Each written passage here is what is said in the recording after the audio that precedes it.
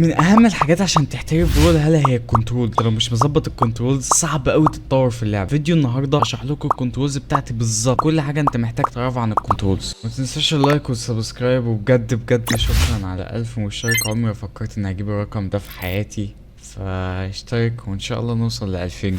اهم حاجه في الكنترولز عشان تكون مظبوطه ان انت تعرف تتحكم في نفسك، مش اللعبه او حاجه في الاعدادات تتحكم فيك، وهتفهموا اكتر في الشرح يعني. واول حاجه انا هتكلم فيها هي الكنترولز بتاعت الكيبورد. انا عارف ان في ناس كتير بتلعب بالماوس، بس بجد عن تجربه بالنسبه لي الكيبورد احسن من الماوس بكتير.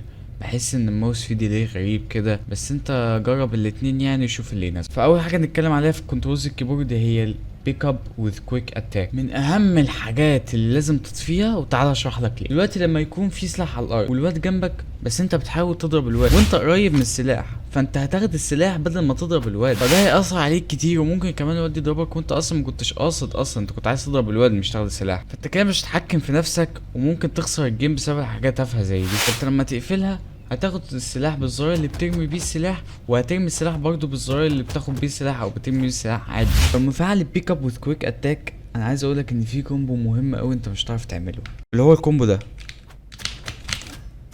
الكومبو ده ترو، زي ما انتم شايفين انا حاطط الدوج اكشن ناتشرال ومعرفش يعملها دوج. الكومبو ده ترو بيفيد قوي، فانت مستحيل تعرف تعمله، لان انت بترمي السلاح وبتجري عليه وبتعمل داون لايت، فانت بتدوس ساعتها الكويك اتاك بتاعك، فانت هتاخد السلاح بدل ما تعمل داون لايت. فبيك اب وذ كويك اتاك دي اول حاجه لازم تتقفل. ندخل بقى على الزراير بتاعت كل حاجه بالظبط. طيب اول حاجه كده، انت اكيد كنت عايز تضرب نير في مره وانت في الهواء وبتتحرك بس معرفتش، اهو دي السبب. لما تخلي زرار الدبليو ايم اب، فانت كده تقدر تضرب نير في الهواء وانت بتتحرك عادي، وانت دايس دبليو او اي او اس دي. انك تخلي زرار الدبليو ايم اب ده هيفيدك قوي قوي في الكومبوهات، واصلا في كومبوهات انت ما كنتش بتعرف تعملها دلوقتي هتكون تعرف تعملها بالام اب.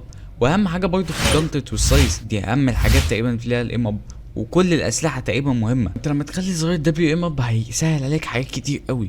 مثلا الكومبو ده زي ما انتم شايفين عملت ريفرس نير، ومثلا تضرب نير في الهواء، بص انا بتحرك وبضرب نير عادي. ومثلا بالسايز انت تقريبا كان صعب قوي تعمل الكومبو ده،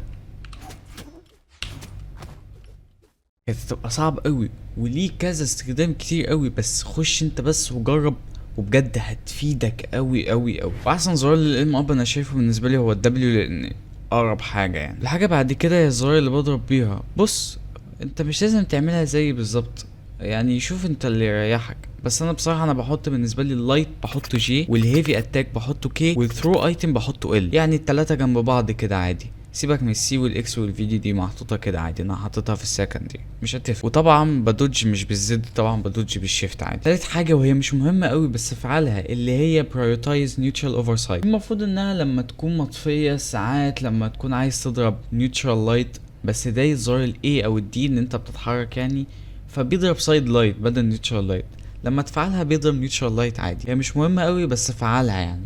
اصلا يعني حتى لو طفتها تقريبا تقدر تضرب نيوترال لايت عادي جدا. طيب كده خلصنا من اعدادات الكيبورد، نخش بقى على الاعدادات اللعبه ذات نفسها في البريفرنسز. اول حاجه انا بخليها اونلي يو، اللي هي بلاير نيمز، ان انت تشوف الاسامي تحطها على ايه. في يور تيم، نيفر، و اتش يو دي اونلي، واول تحط الاسامي على كله. دي بصراحه بتبقى لخبطه شويه بالنسبه لي، بحطها على نفسي عشان اشوف نفسي وما صحش بالغلط، ودي بتفيد في ال 1v1، وبرضه عشان تبقى سهل عليكم يعني تشوفوا تعرفوا انا مين يعني في الفيديوهات. ودي تقدر تخليها يعني اي حاجه انت عايزها، وتقريبا اصلا الخانه دي كلها تقدر تخليها اللي انت عاوزه، بس بوريكم يعني انا حاطط ايه.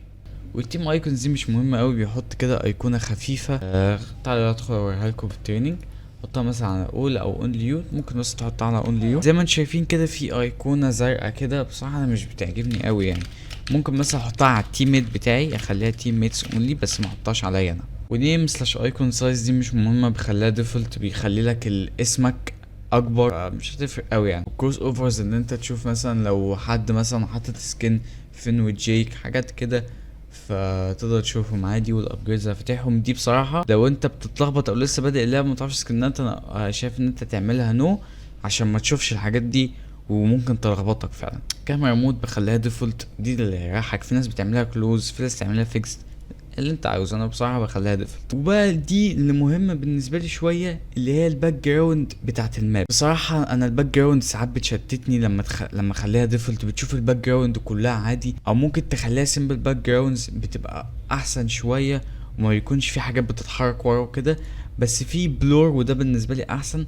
في بلور بيبقى لو، وفي بلور بيبقى ميد، وفي بلور بيبقى هاي. فانت ادخل وشوف بالنسبه لك انهي احسن. انا بصراحه بحطها هاي عشان ما تشتتش وكده يعني في الجيم. ودي الويتنج روم، دي انا بخليها تريننج مود. اللي مش فاهمها دي، لما تيجي تدخل كيو مثلا، تيجي داخل جيم ولا حاجه، بيبقى في كيو اللي هو بتستنى حد يجي يدخل يلعب ضدك. فبتشوف بقى ساعات تقدر تخليها ان انت تلعب بوتات، وتقدر تخليها تريننج. البوتات دي بصراحه ملهاش لازمه، فانا بحطها تريننج وخلاص. يعني اقعد اعمل كده كومبوهات اي حاجه، فاهم، عقبال ما الجيم يبدا. بس انا كده المفروض غطيت كل حاجه في الكنترولز. ولو الفيديو عجبكم وحسيت ان انتوا استفدتوا، اكتبوا لي تحت في الكومنتات. لو عندك تعليق تزود حاجه اكتب في الكومنتات تحت عادي، انا بشوف كومنتات وكل حاجه. ما تنسوش اللايك والاشتراك، ورابط الديسكورد تحت في الوصف. يلا مع السلامه.